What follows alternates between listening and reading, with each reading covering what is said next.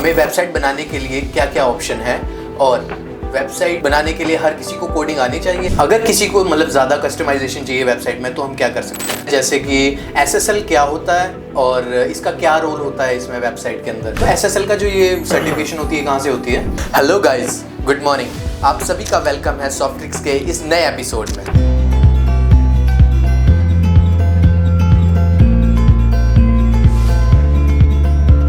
मैं हूं हिमांशु, आपका दोस्त और होस्ट, और आज हम बात करने जा रहे हैं एक ऐसे टॉपिक के बारे में जो आजकल हर किसी की लाइफ का हिस्सा बन चुका है, e commerce.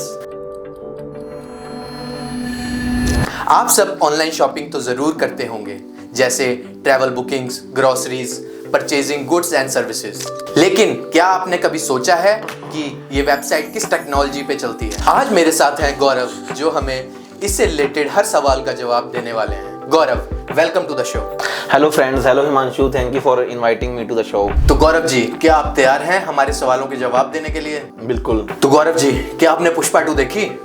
Oh sorry, wrong question. तो गौरव जी, पहला सवाल, ई कॉमर्स वेबसाइट की फाउंडेशन क्या होती है और डोमेन और होस्टिंग का क्या रोल है? बेसिकली डोमेन और होस्टिंग जो चीज़ें हैं कि जैसे हमने अपनी ई कॉमर्स वेबसाइट अगर जब बना ली है, तैयार कर लिया है, तो हमें कैसे अपने एंड यूज़र को, पोटेंशियल क्लाइंट को दिखानी है, तो हमें डोमेन नेम की ज़रूरत रहती है उसके लिए। जैसे कि हमने कोई वेबसाइट बनाई है, उसका डोमेन नेम रखा abc.com, तो हमने जैसे शेयर करना है अपने किसी फ्रेंड्स को या हमने अपने क्लाइंट्स को देना है कि आप यहाँ पे आएँ और यहाँ परचेज़ करें प्रोडक्ट्स, तो इसके लिए हमें डोमेन लेना पड़ता है। तो बेसिकली जो फ्रंट साइड है, जो फेस है, जो जो वेबसाइट देखनी है किसी ने, तो उसके लिए डोमेन रहेगा और होस्टिंग होगी उसकी बैकएंड, जहाँ पे हमें उसकी फाइल्स रखनी है या अपने प्रोजेक्ट को सेटअप करना है या वेबसाइट को सेटअप करना है।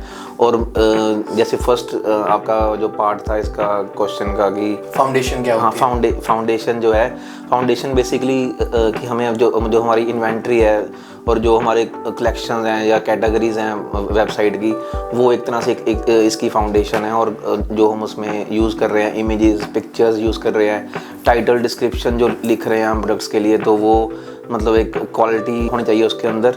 तो ये चीज़ें रहती हैं एक ई कॉमर्स वेबसाइट को सेटअप करने के लिए। ओके गौरव जी, तो मेरा अगला क्वेश्चन है, अगर होस्टिंग स्लो होती है तो फिर क्या चीज़ होती है? तो अगर हमारी होस्टिंग स्लो है तो वेबसाइट लोड होने में काफ़ी टाइम लेगी, तो जो हमारा पोटेंशियल कस्टमर है वो बाउंस बैक कर जाएगा और इससे हमारी सेल्स पे इफेक्ट करेगा। और वो किसी भी बिजनेस के लिए सेल्स एक इम्पोर्टेंट फैक्टर रहता है उनके लिए, ग्रोथ के लिए। तो अगर वेबसाइट पे बंदा आ रहा है और वो नहीं अच्छे से लोड हो रही वेबसाइट और होस्टिंग स्लो है, तो वो बेनिफिशियल नहीं है हमारी, तो भाग जाएगा, कि उसकी कोई सेल नहीं होगी। तो मेरा अगला सवाल है गौरव जी, हमें वेबसाइट बनाने के लिए क्या क्या ऑप्शन है और वेबसाइट बनाने के लिए हर किसी को कोडिंग आनी चाहिए? अभी जैसे हम अभी 2024 के एंड में बैठे हैं, तो अभी काफ़ी प्लेटफॉर्म्स हैं हमारे पास, शॉपिफाई है, विक्स है, जो प्री बिल्ट ऑप्शंस देते हैं, बिल्डर्स हैं उनके अंदर। तो हम ईजिली उसके अंदर वेबसाइट्स बना सकते हैं। तो उसमें इतना कोडिंग का एक्सपीरियंस ना हो किसी के पास, वो भी एक टेम्पलेट चूज़ करे वहाँ पे और ईजिली उसको वो चेंज कर सकते हैं, कलर्स ऐड कर सकते हैं, प्रोडक्ट्स उसके अंदर, इन्वेंट्री मैनेज करनी है वो चीज़ कर सकते हैं। एक तरह से ड्रैग एंड ड्रॉप का ऑप्शन, जैसे ड्रैग एंड ड्रॉप बिल्डर्स हैं उनके अंदर। तो ईजिली हम अपनी वेबसाइट्स को उसके अंदर बना सकते हैं। तो इसमें कोडिंग का एक्सपीरियंस होना सबके लिए कोई ज़्यादा इतना मैटर नहीं करता। जिसको कोडिंग आती है तो भी ठीक है, नहीं आती है तो भी ठीक। राइट। अगर किसी को ज़्यादा कस्टमाइजेशन चाहिए वेबसाइट में तो हम क्या कर सकते हैं? अगर किसी क्लाइंट की पर्टिकुलर रिक्वायरमेंट्स हैं, स्पेसिफिक रिक्वायरमेंट है कि मुझे इसमें कस्टमाइज़ करना है या कुछ उनको स्पेसिफिक उसमें कोई फीचर ऐड करना है, तो हमारे पास और भी ऑप्शन हैं। हमारे पास कस्टम फ्रेमवर्क्स हैं, लार्वल है, नोड.js है, जिसमें कि हम पर्टिकुलरली क्लाइंट के रिक्वायरमेंट के अकॉर्डिंग ही मॉड्यूल्स तैयार कर सकते हैं कि जैसे उन्हें कुछ स्पेसिफिक फीचर चाहिए, कुछ एक्स्ट्रा फीचर चाहिए वेबसाइट के अंदर, तो हमारे पास फ्रेमवर्क्स भी हैं जिसमें हमारे कोडर्स पर्टिकुलर उनके लिए एक अच्छे प्रोजेक्ट्स बना सकते हैं।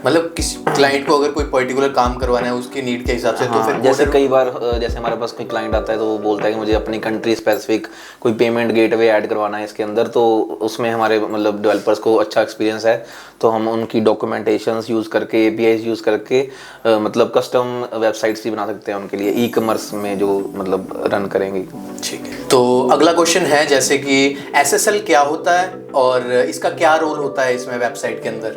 लाइक SSL बेसिकली लाइक एक सर्टिफिकेट है जो मतलब वेबसाइट को सिक्योर करने के लिए, लाइक अगर जैसे हम वेबसाइट बनाते हैं तो कई बार वेबसाइट HTTP पे चलती है और उसको सिक्योर करने के लिए, ताकि जो क्लाइंट हमारी वेबसाइट पे आ रहा है तो उसको ट्रस्ट बने, तो इसके लिए हमें मतलब क्लाइंट्स को रिकमेंड करते हैं कि वो SSL सर्टिफिकेट परचेज करें, ताकि जो हमारी वेबसाइट है वो HTTPS पे वर्क करे और जो एंड कस्टमर आ रहा है उसको लगे कि हाँ ये वेबसाइट सिक्योर है, उस पर पेमेंट करना ईजी है, मतलब कि मेरी पेमेंट फंसेगी नहीं या मतलब सारा कुछ सिक्योर रहेगा उसके लिए। तो SSL का जो ये सर्टिफिकेशन होती है कहाँ से होती है? लाइक ये होस्टिंग कंपनीज प्रोवाइड करती हैं, लाइक GoDaddy है या जो भी मतलब Cloudflare, ऐसे जो कई प्लेटफॉर्म्स हैं वहाँ से आप SSL सर्टिफिकेट परचेज कर सकते हैं। इनकी एनुअल फीस है या बंदे को 3 इयर्स के लिए परचेज करना है तो उसमें मतलब प्राइसिंग बेटर मिल जाती है उनको, तो काफ़ी प्लेटफॉर्म्स हैं जहाँ से हम सर्टिफिकेट परचेज कर सकते हैं। शॉपिंग वेबसाइट्स पहले भी थी लेकिन AI मार्केट में बहुत कॉमन हो गया है, तो अगला क्वेश्चन हमारा AI से रिलेटेड। तो मेरा अगला क्वेश्चन है आपसे,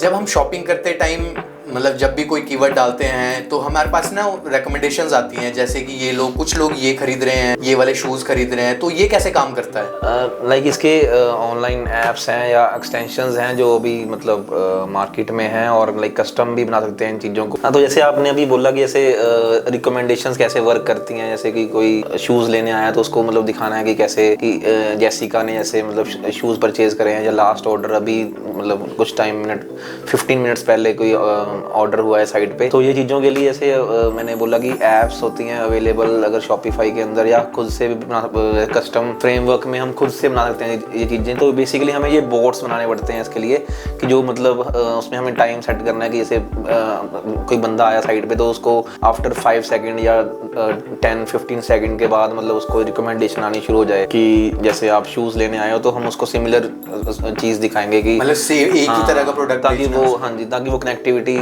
इंक्रीज हो और बंदे के भी उसमें आए कि हाँ मैं इसके लिए मतलब परचेज करूँ इस प्रोडक्ट को। और चैट बॉक्स का क्या होता है, मतलब AI से रिलेटेड अगर वो देखें हम तो चैट बोट में बेसिकली काफ़ी उसमें भी ऑनलाइन ऐप्स अवेलेबल हैं कि जैसे किसी ने कोई क्वेश्चन पूछा उससे, जैसे मतलब कि हर टाइम तो आपकी सपोर्ट टीम अवेलेबल नहीं रहेगी, तो इसके लिए अभी चैट बोट्स मतलब हैं जो इंटीग्रेट करते हैं हम वेबसाइट में, जो जिसमें हाँ बेसिक क्वेश्चन जिसमें फ्रीक्वेंटली आस्क्ड क्वेश्चन हम बोल सकते हैं उनको, कि जो भी बेसिक क्वेश्चन जो रहते हैं उसमें कि जो बेसिक इन्फॉर्मेशन मांग रहा है वेबसाइट के बारे में कि आपकी शिपिंग का क्या है या इस प्रोडक्ट की अवेलेबिलिटी का क्या है, जो बेसिक क्वेश्चन होते हैं उनके आंसर्स मतलब प्री बिल्ट रहते हैं उसमें, कि जैसे बंदे ने एक क्वेश्चन डाला तो उसको 3-4 ऑप्शन आ जाते हैं कि हाँ आपका क्वेश्चन इसके रिलेटेड है, तो अकॉर्डिंगली उसको प्री बिल्ट आंसर्स मिल जाते हैं। तो ये मतलब चैट बॉट का सिस्टम रहता है। तो मेरा अगला क्वेश्चन है गौरव जी आपसे, जैसे कि सेल सीजन या फिर फेस्टिवल सीजन में ट्रैफिक ज़्यादा हो जाता है तो वेबसाइट्स कैसे मैनेज करती हैं? तो लाइक इसमें बेसिकली ये है कि अगर मतलब जब कोई सेल सीजन है या कोई मतलब ऐसा पीक सीजन है जहाँ पे ट्रैफिक या ऑर्डर्स ज़्यादा आ रहे हैं, तो उस केस में हम क्लाइंट्स को लाइक यही सजेस्ट करेंगे कि होस्टिंग जो टाइप है अपनी होस्टिंग साइज जो है वो मतलब थोड़ा इंक्रीज करें या फिर मतलब प्रीमियम होस्टिंग प्लान्स में जाएं, जैसे कि अगर नॉर्मल शेड होस्टिंग में है या तो बेस्ट रहेगा कि आप क्लाउड होस्टिंग में जाएं या फिर अपना होस्टिंग का जो प्लान है उसको इंक्रीज करें। और बाकी अगर इमेजेस जो यूज़ कर रहे हैं उसको ऑप्टिमाइज कर सकते हैं हम, ताकि वेबसाइट पे लोड कम रहे और वेबसाइट जल्दी से जल्दी लोड हो और एंड यूज़र को कोई इशू ना फेस हो।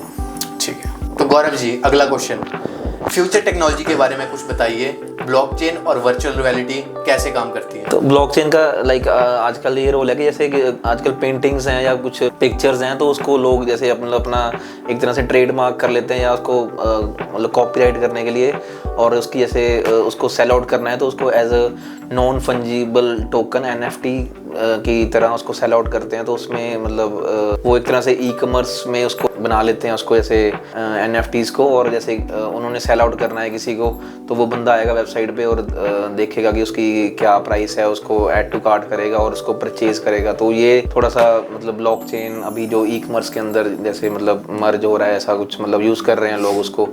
और दूसरा जो पार्ट था आपका वर्चुअल रियलिटी, वर्चुअल रियलिटी वाला, तो वो उसमें ऐसे है कि जैसे कई जो बिग ब्रांड्स हैं जो क्लोथिंग के ब्रांड्स हैं तो वो क्या मतलब आजकल कर रहे हैं कि अभी कंपटीशन काफ़ी है आजकल, जैसे स्मॉल स्टार्टअप्स भी आ गए हैं, तो उनसे मतलब थोड़ा सा एक लेवल अप जाने के लिए तो वो ऑप्शंस लेके आ रहे हैं उसमें कि जैसे कोई बंदा वेबसाइट पे आ रहा है तो उसको कोई क्लोथिंग पसंद आ गई तो वो मतलब आप उसको देख सकते हैं कि ये मुझ पर कैसे लगेगा, तो उसमें वो जैसे वर्चुअल रियलिटी मतलब उसमें यूज़ होता है। तो हाँ, मैं एक शोरूम में गया था यहाँ पे, तो उन्होंने मिरर पे डिफरेंट कलर के शॉपिंग ऑप्शंस दे रखे थे, जैसे मैन वेयरिंग में टी शर्ट्स या फिर ऑप्शंस दे रखे थे अलग अलग, तो मैंने वो ट्राई किया। तो क्या वो भी सेम वर्चुअल रियलिटी? हाँ जी, वो मतलब ऐसे एक तरह से सॉफ्टवेयर लेवल पे चला गया।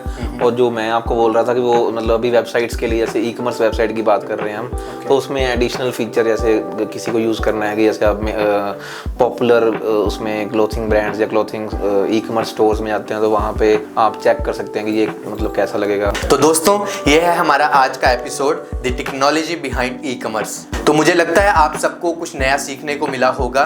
तो थैंक यू सो मच गौरव हमारे शो में आने के लिए और हमारे सवालों का जवाब देने के लिए। थैंक यू सो मच, और मुझे भी काफ़ी अच्छा लगा मतलब इधर आपके क्वेश्चंस के आंसर देके। तो आपको अगर ये एपिसोड अच्छा लगा होगा तो इसे लाइक करना, शेयर करना और चैनल को सब्सक्राइब करना।